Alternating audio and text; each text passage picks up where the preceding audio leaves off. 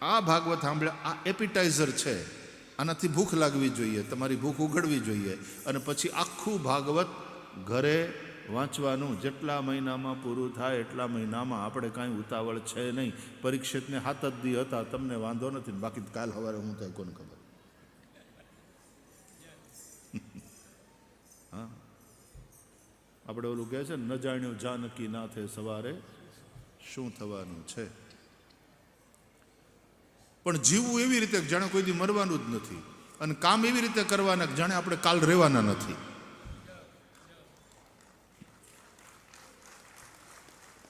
બસ આ ફંડા હે, ये वाला फंडा है. તો ભાગવત આખું વાંચજો, જેટલા દિવસે પૂરું થાય એટલા દિવસે. બહુ આનંદ આવશે, લેટ મી ટેલ યુ. અને એ પછી જ્યારે પાછી ભાગવતની કથા સાંભળશો તો પહેલી કથા કરતાં બીજી કથામાં વધારે આનંદ આવશે. તો દશવિધ સૃષ્ટિનું વર્ણન છે. એમાં 6 પ્રકારની પ્રાકૃત સૃષ્ટિ, 3 પ્રકારની વૈકૃત સૃષ્ટિ અને 1 પ્રકારની મિશ્ર સૃષ્ટિ. એનું એટલું વિસ્તારથી બ્યુટીફુલ વર્ણન છે, વાંચજો. તૃતીય સ્કંદમાં 3 દાંપત્યની કથા છે, પતિ પત્ની. 1 કશ્યપ અને દિતિ, બીજું જોડલું મનુ અને શતરૂપા, અને ત્રીજું પતિ પત્નીનું જોડલું એટલે કરદમ અને દેવહૂતિ. એમાં દિતિથી દૈત્ય થયા, હિરણ્યાક્ષ હિરણ્યકશિપુ જેવા, એ આદિ દૈત્ય. મનુ શતરૂપા, એનાથી 3 દીકરી અને 2 દીકરા થયા. 3 દીકરી આકુતિ, દેવહૂતિ, પ્રસૂતિ. 2 દીકરા પ્રિયવ્રત, ઉત્તાનપાદ. 5 સંતાન દિવ્ય. એમાં આકુતિનું લગ્ન રુચિ ઋષિ સાથે કર્યું, એનાથી યજ્ઞ નારાયણ પ્રગટ થયા. દેવહૂતિનું લગ્ન કરદમ ઋષિ સાથે થયું, એનાથી કપિલ ભગવાન પ્રગટ થયા. અને પ્રસૂતિને પછી પરણાવ્યા હતા દક્ષ સાથે, તો એણે જગદંબા સતીને પ્રગટ કર્યા. એ સતીએ શિવજી સાથે લગ્ન કરેલા.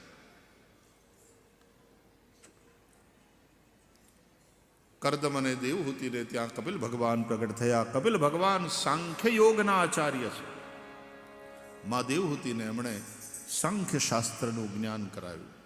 આપણે ત્યાં 6 દર્શન છે, આસ્તિક દર્શન જેને કહીએ તે 6: સાંખ્ય, યોગ, ન્યાય, વૈશેષિક, પૂર્વ મીમાંસા, ઉત્તર મીમાંસા.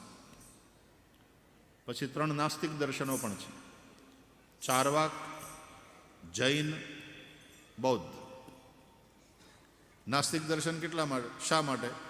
કે વેદ પ્રામાણ્યનો સ્વીકાર ન કરે માટે નાસ્તિક. નાસ્તિકો વેદ નિંદક, ભગવાન મનુ કહે છે. એટલે વેદને પ્રમાણભૂત ન માને તે નાસ્તિક દર્શન.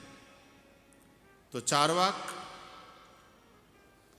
જૈન, બૌદ્ધ, આ બધા દર્શનો છે, ફિલોસોફી છે. તો બુદ્ધે વેદોનો સ્વીકાર નથી કર્યો. જૈનોનું પોતાનું દર્શન છે. અને ચારવાક ઋષિએ પણ વેદને ફગાવી દીધા. ઉલટી જ વાતો કરી. કાંઈ પુનર્જન્મ જેવું કાંઈ છે નહીં. ભાઈ જલસા કરો. કયું સ્વર્ગ ને કયું નર્ક બધું અહીંયા જ છે. યાવત જીવેત સુખમ જીવેત, ઋણમ કૃત્વા ઘૃતમ પીબેત, ભસ્મીભૂતસ્ય દેહસ્ય પુનરાગમનમ કુતઃ. ચારવાક ઋષિ કહે છે. નાસ્તિક દર્શન છે. એ ખાલી એમ કહે છે કે સુખી થાઓ, મોજ કરો. પૈસા ન હોય તો દેવું કરીને પણ ચોખા ઘીના લાડવા ખાઓ. ગુજરી ગયા પછી કોણ ઉઘરાણી કરવા આવવાનું છે?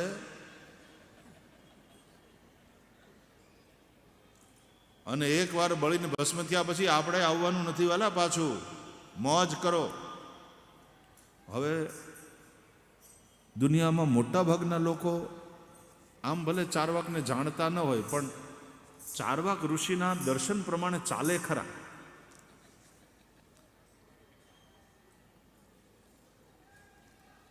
એટલે તો લોન લઈ લઈ જલસા કરીને પછી નથી ઉડી જતા. ભસ્મીભૂતસ્ય દેહસ્ય પુનરાગમનમ ઋણમ કૃત્વા ઘૃતમ પીબેદ. દેવું કરીને ચોખ્ખું ઘી ખાઓ. આખી વેસ્ટર્ન ઇકોનોમી આ લોન ઉપર આધારિત છે. ક્રેડિટ કાર્ડ, એનું ઘર લોન ઉપર, એની કાર લોન ઉપર, સોફા સેટ લોન ઉપર હપ્તા ભરતો હોય. આપણને એમ થાય કે ઓહો, આ તો ખાલી 2 વર્ષ થયા તને અમેરિકા આવ્યો ને આટલો મોટો મકાન, આટલી સરસ ગાડી, આટલું સરસ બધું. પછી ખબર પડે કે આ ઉધાર્યું સુખ છે.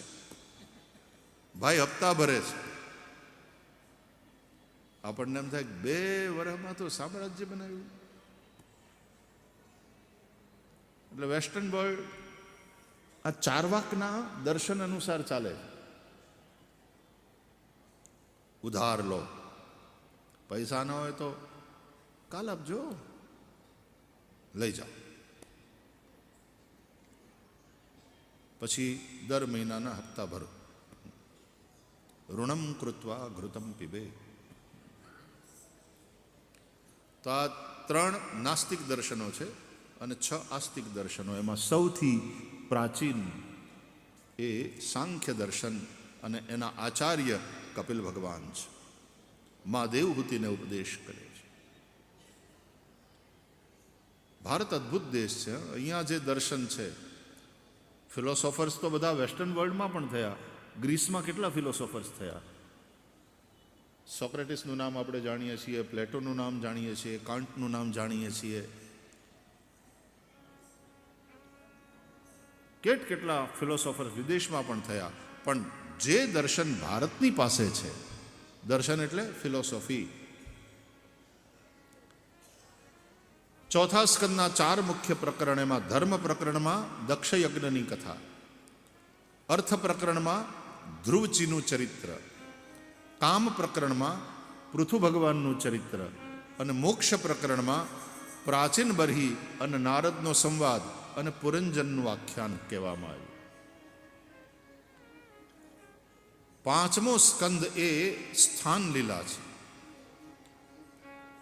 એમાં 2 પરમહંસોની કથા છે. એક જ્ઞાની પરમહંસ શ્રી ઋષભદેવ ભગવાન અને બીજા ભક્ત પરમહંસ શ્રી જડભરતજી મહારાજ.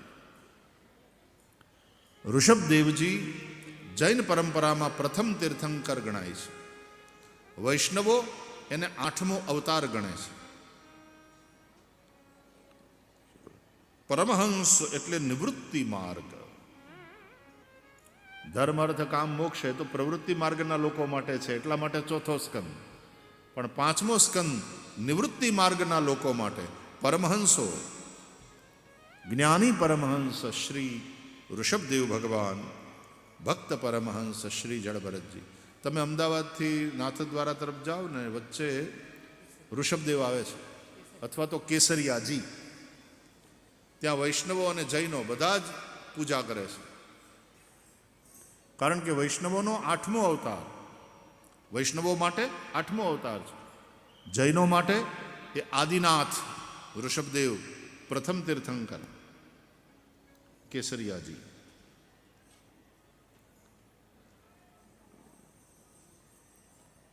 ભવાટવીનું વર્ણન છે, ભૂગોળ ખગોળનું વર્ણન છે, જ્યોતિષ ચક્ર, શિશુમાર ચક્રનું વર્ણન છે, નરકલોકનું વર્ણન છે. 28 પ્રકારના નરક 5મા સ્કંદના અંતે બતાવ્યા. જુદા જુદા પાપ કર્મ કરનારાની જુદા જુદા નરકમાં ગતિ થાય છે એ બતાવ્યું. 6ઠા સ્કંદની પોષણ લીલામાં નરકથી બચવાનો ઉપાય પૂછ્યો રાજા પરીક્ષિતે. જાણે અજાણે પાપ થાય છે આપણાથી. પાપ થાય છતાં નરકથી બચવું હોય તો કે પાપનું પ્રાયશ્ચિત કરો. અંતઃકરણથી પસ્તાવો થાય આપણા પાપ માટે, એ જ પ્રાયશ્ચિત. અને પાછું પાપ ન થાય એ માટે ભગવાનના નામનો આશ્રય કરો. 3 વસ્તુ: નામ, ધ્યાન અને અર્ચન. 3 અધ્યાયમાં નામનો મહિમા, અજામિલનું આખ્યાન. એમાં નામ સંકીર્તન બધા ભેગા મળીને કરીએ, નામ સ્મરણ હાથમાં માળા લઈને એકલા બેઠા બેઠા કરીએ, અને નામ ચિંતન કે નામનો મહિમા કેટલો. જપ લે હરિ કા નામ એ મનવા, તું જપ લે હરિ કા નામ, इनके नाम से बन जाएंगे, इनके नाम से बन जाएंगे तेरे बिगड़े काम. मनवा जप ले हरि का नाम. नाम तो वो धन है जो निर्धन को धनवान बना दे, नाम ही नर को नारायण की सही पहचान करा दे, सही पहचान करा दे. मतलब एक है राम कहे तू, मतलब एक है राम कहे तू, या कह ले घनश्याम. मनवा जप ले हरि का नाम, मनवा जप ले हरि का नाम, है मनवा जप ले हरि का नाम.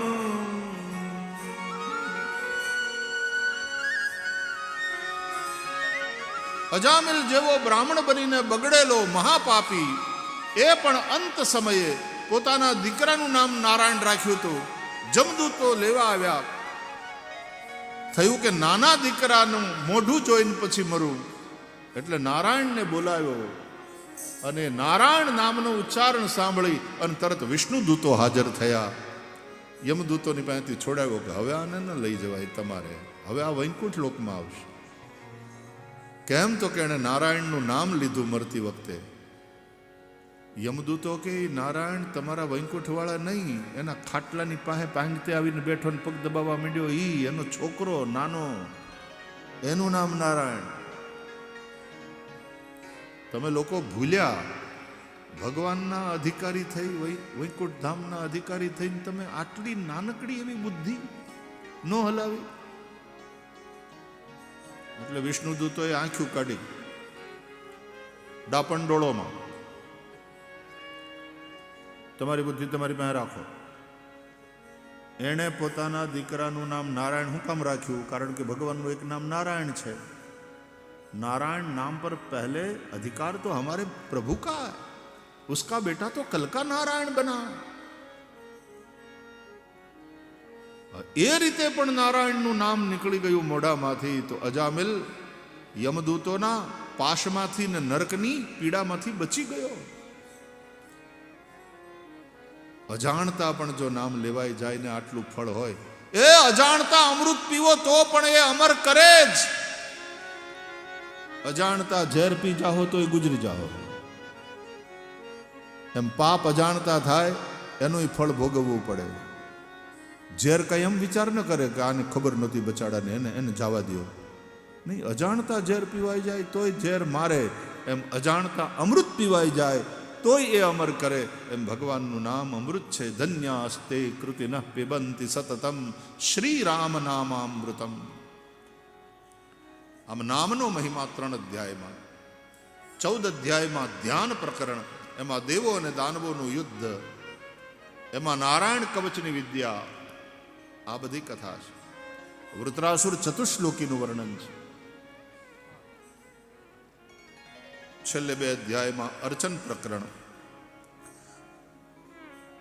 દીતિ જેના પેટથી દૈત્યો જ પાકતા હતા, જન્મતા હતા, એ દીતિએ 1 વર્ષ પર્યંત ભગવાનનું પૂજન કર્યું, વ્રત કર્યું, પુંસવન વ્રત.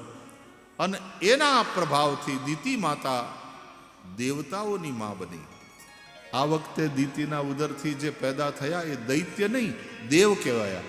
હવે દીતિ જેવી દૈત્યોને જન્મ આપનારી માતા 1 વર્ષ સુધી જો ભગવાનનું વ્રત કરે, પૂજન અર્ચન કરે, તો એના ઉદરથી જે પેદા થાય જો દેવ થઈ જતા હોય તો ભગવાનની પૂજા આ મારી બહેનો વ્રતો કરે. જયા પાર્વતી, સોમવારના, અલુણા,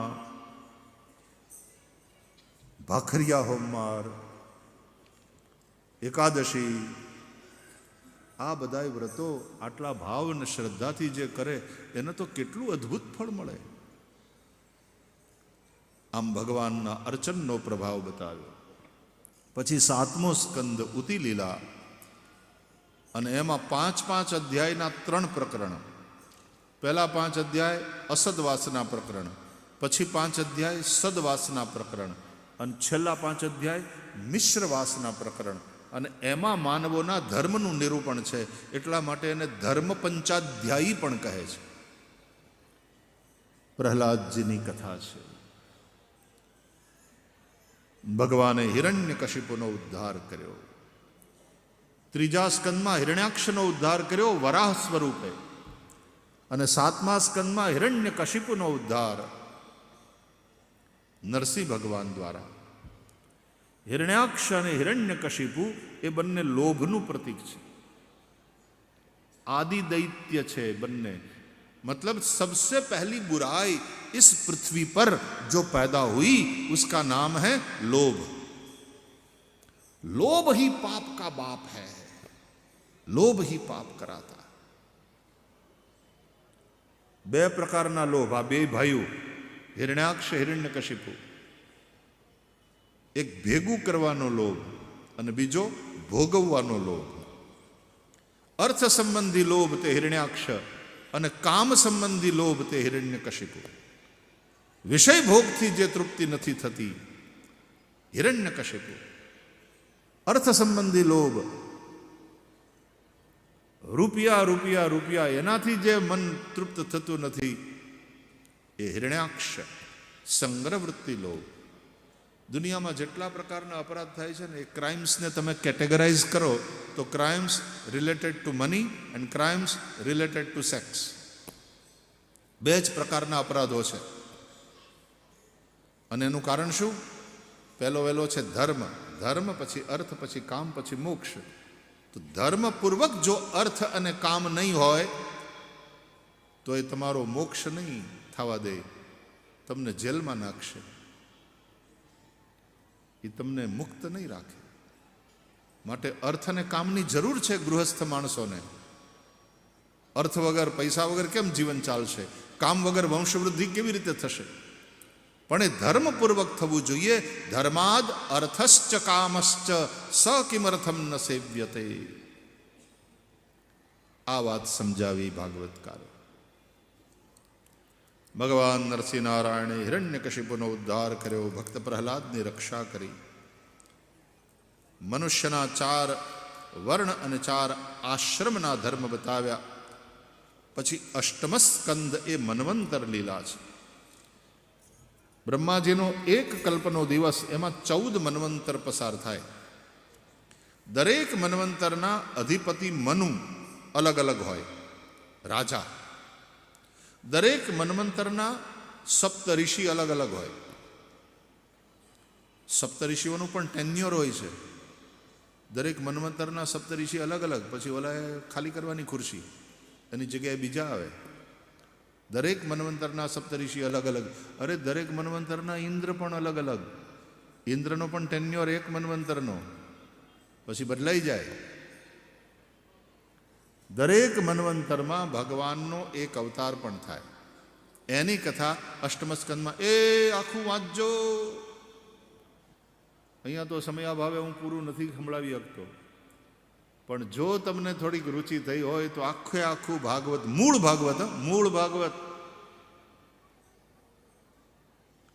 ભાગવત આખું વાંચજો.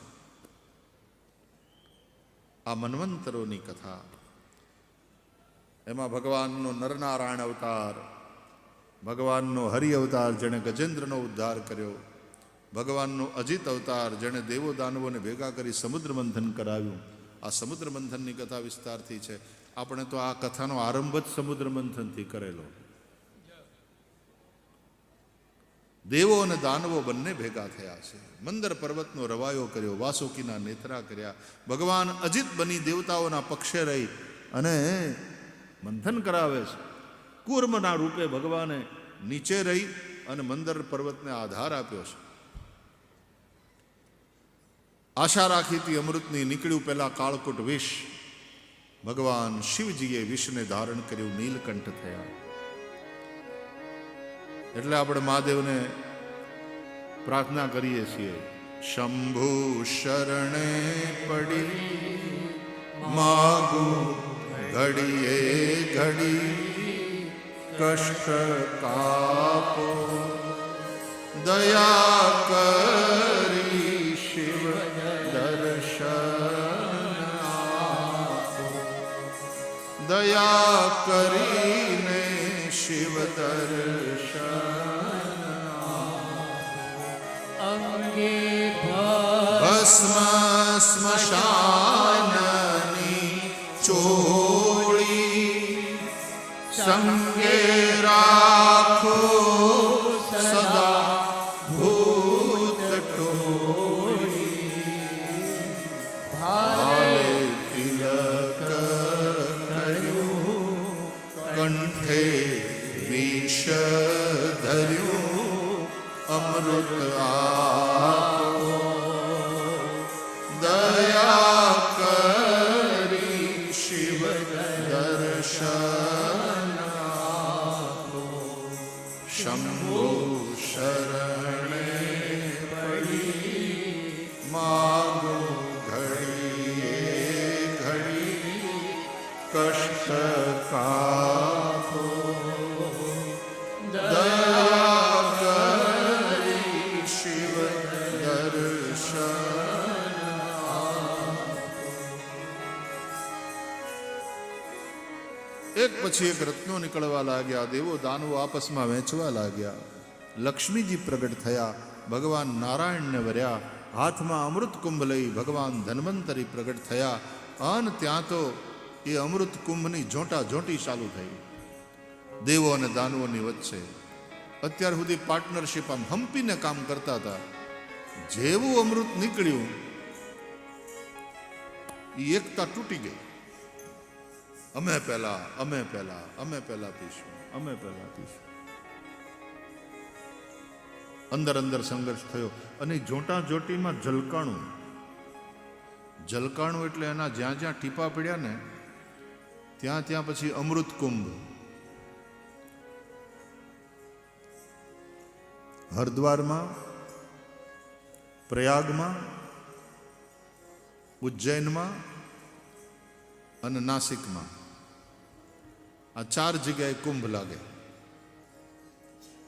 અને એ સમયનો અમુક ગાળો અને એમાં અમુક ગ્રહોનું એક થવું, ત્યારે અમૃત પર્વ આવે. હવે પ્રયાગમાં તૈયારી છે. પૂર્ણ કુંભ તો ખરો, મહાકુંભ છે.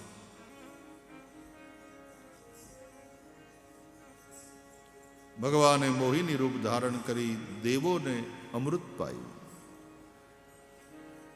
પછીના અન્ય બધા મન્વંતરોની કથા છે, એના વિશેની માહિતી. અને છેલ્લે મત્સ્યાવતારનું ચરિત્ર, જેણે સત્યવ્રત મનુનું સપ્તર્ષિઓ અને ઔષધિઓ સાથે પ્રલયના સમયમાં રક્ષણ કર્યું.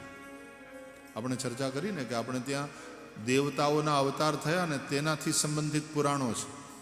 મત્સ્યાવતારથી સંબંધિત મત્સ્ય પુરાણ છે. ભગવાન મત્સ્ય નારાયણે સત્યવ્રત મનુને ઉપદેશ કર્યો. કૂર્માવતારથી સંબંધિત કૂર્મ પુરાણ છે, વરાહ પુરાણ છે, નરસિંહ પુરાણ છે, વામન પુરાણ છે, નારદ પુરાણ આદિ.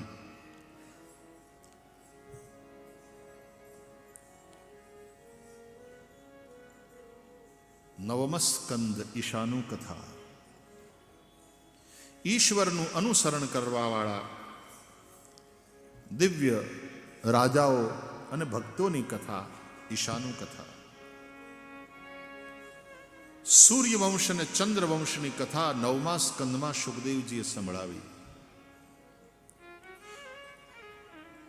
શ્રાદ્ધદેવ મનુને સંજ્ઞા નામની રાણીમાં 10 પુત્ર થયા.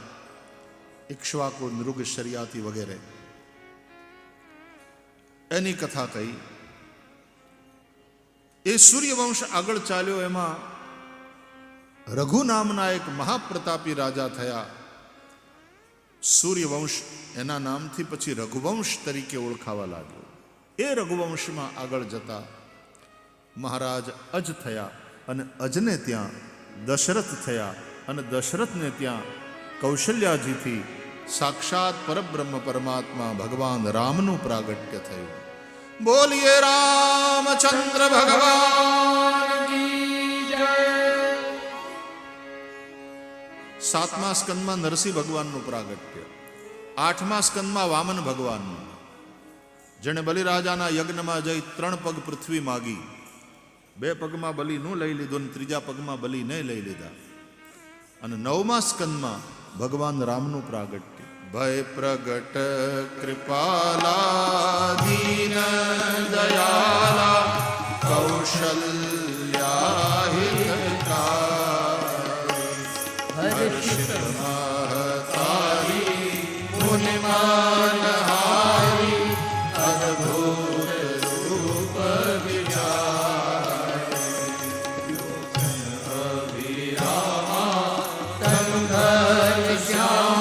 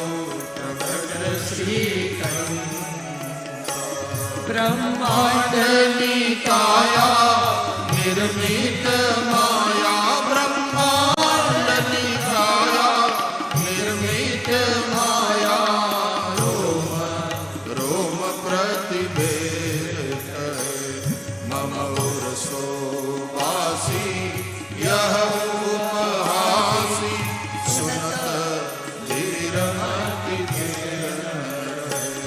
ઉપજા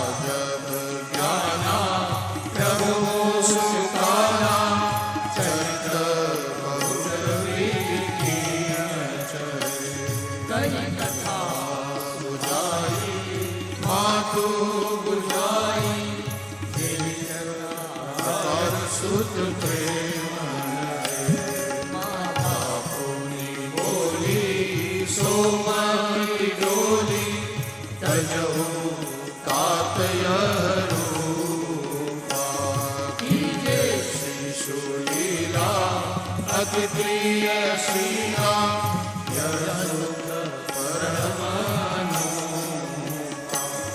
સુનિ વચન સુજાના રોદન ઠાના, સુનિ વચન સુજાના રોદન ઠાના, હોય બાલક સુરભૂપા યચરિત દેખાવહી હરિપદ પાવહી તેન પરહી ભવભૂપા તેન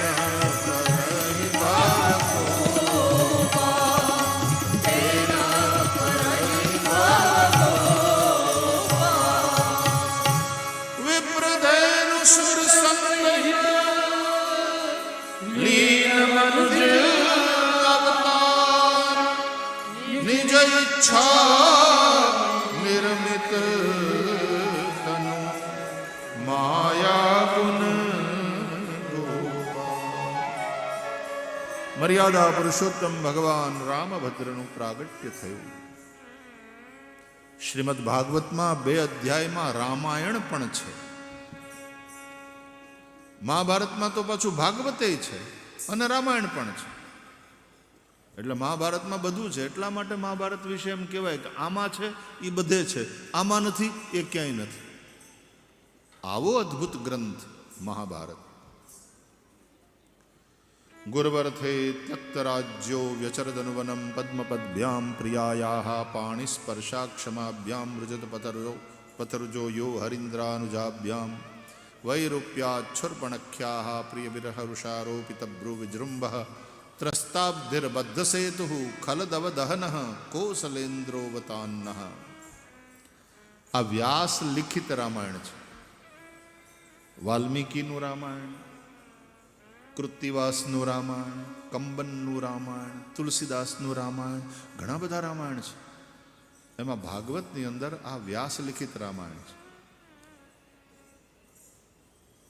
અયોધ્યામાં દિવ્ય ભવ્ય નવનિર્માણ આધીન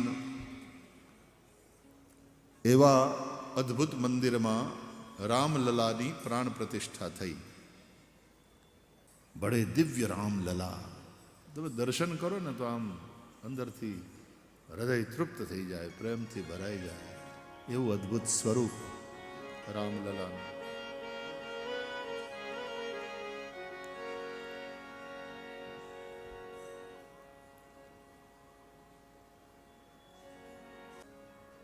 તો તુલસીદાસ રચિત રામચરિત માનસ, મહર્ષિ વાલ્મીકી દ્વારા રચિત રામાયણ અને ભાગવતમાં વેદવ્યાસ રચિત રામાયણ 2 અધ્યાયમાં.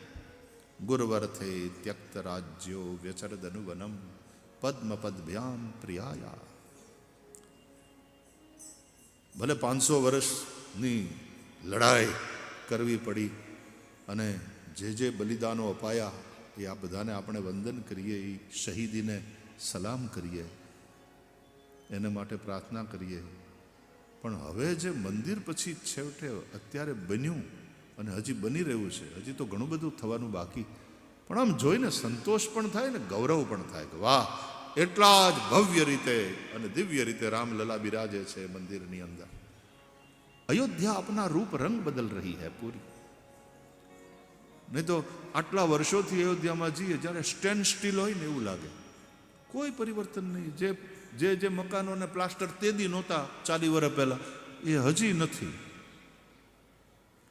લેકિન અબ अयोध्या का रूप रंग ढंग बदल रहा है. रामलला फिर से भव्य रूप से विराजमान हुए. तो व्यास जी रचित रामायण जो भागवत में 2 अध्याय